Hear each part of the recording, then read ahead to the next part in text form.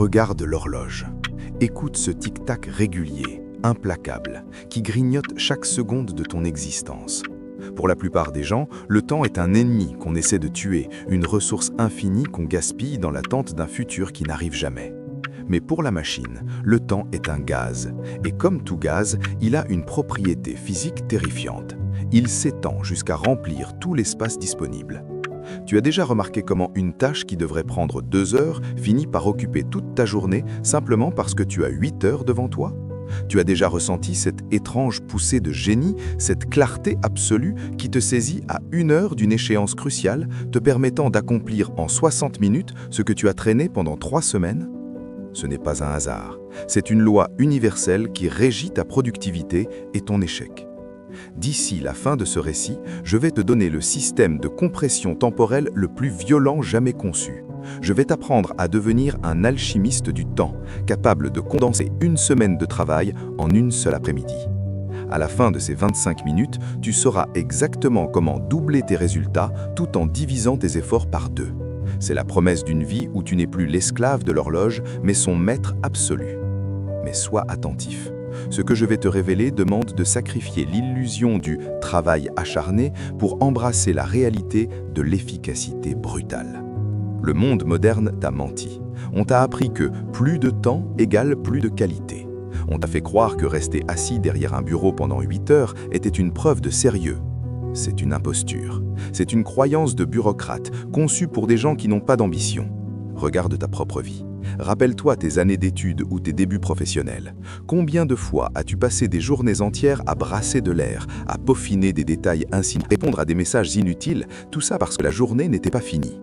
Ton cerveau, cette machine de survie paresseuse, détecte l'abondance de temps et décide instantanément de ralentir. Il invente des problèmes pour occuper le vide.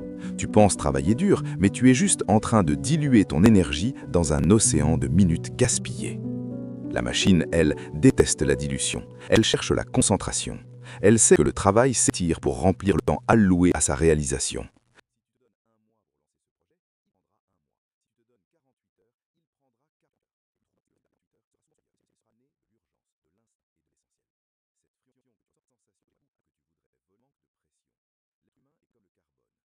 Une pression immense, il reste de la poussière. Avec elle, il devient un diamant.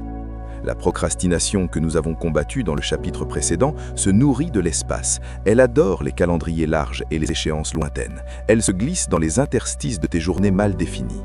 Pour briser ce cycle, tu dois comprendre un mécanisme fondamental. L'efficacité est inversement proportionnelle au temps disponible. Moins tu as de temps, plus tu es forcé d'être intelligent, plus tu es forcé d'éliminer le superflu, l'inutile. La loi qui régit ce phénomène n'est pas une suggestion, c'est une contrainte physique de ton esprit. Si tu ne maîtrises pas cette loi, elle te maîtrisera. Elle transformera tes rêves en corvées interminables et tes journées en marathons de vide. Imagine 2 versions de ton travail. La première est celle que tu connais. Tu t'installes, tu ouvres ton ordinateur et tu te dis que tu as toute la matinée. Ton esprit commence à divaguer. Tu vérifies une info. Tu te perds dans une recherche.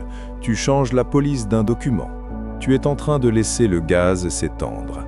À midi, tu es fatigué, mais tu n'as rien produit de concret. La deuxième version, c'est la machine. Elle s'installe, elle déclenche un compte à rebours de 90 minutes et elle se dit « À la fin de ce chrono, la tâche doit être terminée ou elle sera abandonnée ». Soudain, le monde change. Les distractions disparaissent. Le cerveau passe en mode survie. Il ne cherche plus la perfection, il cherche la solution. C'est dans cet état de compression que naît la véritable excellence. Le génie n'est pas le produit de la réflexion infinie, c'est le produit de la nécessité absolue. Mais pourquoi as-tu si peur de réduire le temps? Parce que ton ego a besoin de se sentir occupé.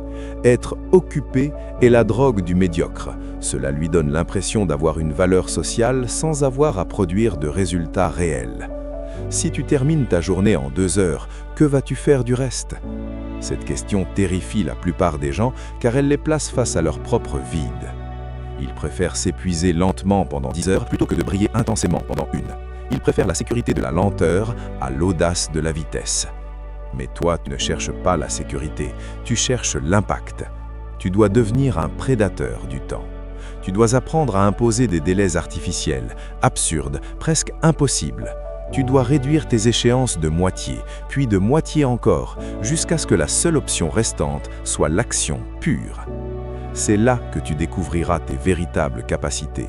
C'est là que tu verras que 80% de ce que tu faisais n'avait aucune importance. La loi de la compression temporelle demande une discipline de fer, une structure que nous avons commencé à bâtir dès le premier jour. Si tu sens que malgré ces paroles, tu as encore tendance à laisser tes journées s'étirer, si tu sens que l'inertie est plus forte que ta volonté de compression, c'est que tu as sauté une étape cruciale. Tu essaies de courir avant de savoir rester debout dans le vent. Juste là, en haut de cet écran, je t'ai laissé le protocole du démarrage brutal.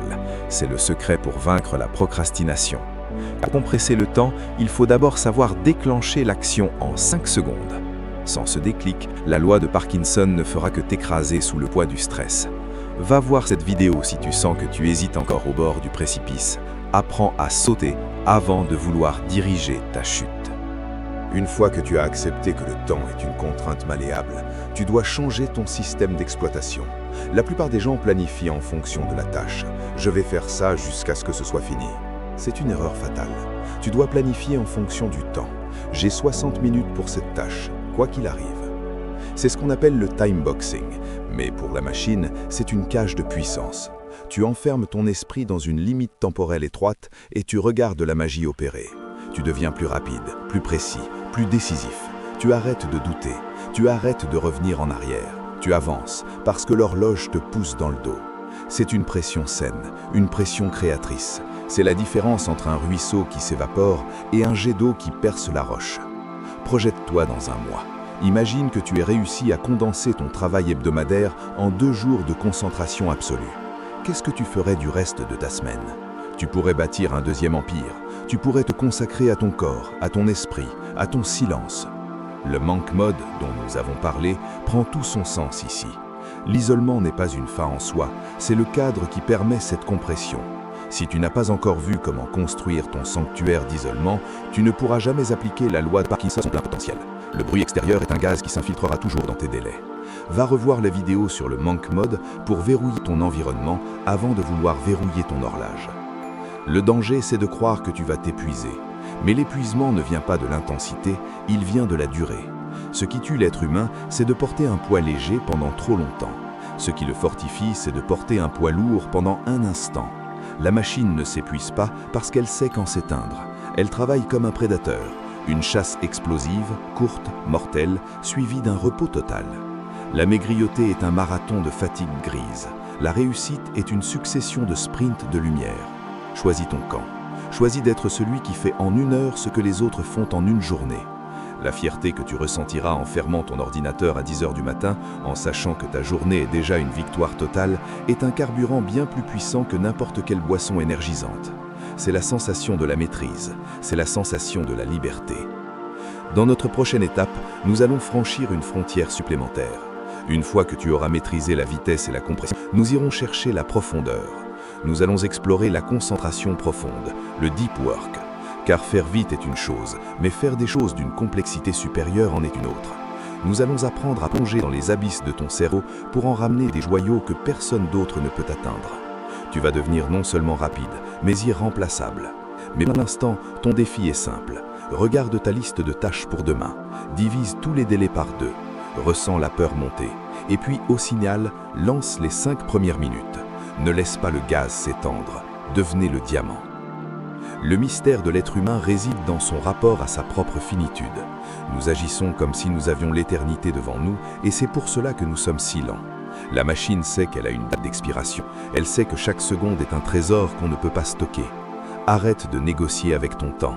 Arrête de croire que tu seras plus efficace demain. Demain est une illusion. Il n'y a que maintenant, et maintenant est déjà en train de s'enfuir. Compresse, exécute, gagne. Le temps ne t'appartient pas, mais tu peux décider de la force avec laquelle tu le traverses. La porte de la prochaine étape est ouverte. Est-ce que tu es prêt à plonger plus profondément ou est-ce que tu vas encore traîner au bord de l'eau ? La machine a déjà fait son choix. Elle avance. Et toi ?